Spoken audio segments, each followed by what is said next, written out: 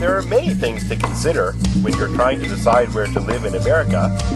The East Coast has hurricanes, humidity, and New York City. The West has earthquakes, heat waves, and Los Angeles. For millions of people, the kinder, gentler solution is the Midwest, America's heartland. Sure, there might be a tornado or two, but the ground isn't going to open up and swallow you.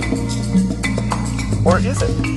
If you lived in New Madrid, Missouri in the early 1800s, then you'd have felt the strongest earthquake in the history of the lower 48 states. Could it happen again? Yes. Will it?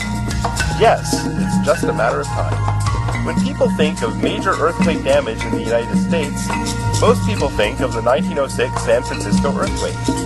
That disaster was notable because it affected a highly populated area and because so many people were killed in building collapses and fires that raged out of control. But in 1811, New Madrid, Missouri, was rocked by an earthquake twice as strong as the 1906 quake. At the time, the area was sparsely populated, so the impact on people and property was minimal. The real damage was done to the earth. Over 150,000 acres of forest were destroyed. New lakes were formed, and the course of the Mississippi River was even changed. At one point, witnesses reported that the river was actually flowing backwards. Today, those same areas of southern Missouri are heavily populated, and there's considerable concern. So what are the odds that another major earthquake will hit the Midwest in the next century? Indeed, in the past 100 years, there have been at least 5 Midwestern earthquakes that have caused notable damage.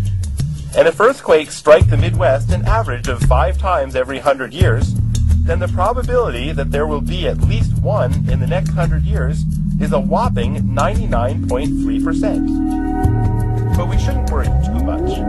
The Midwest earthquakes are usually moderate sized, with magnitudes between 4 and 6.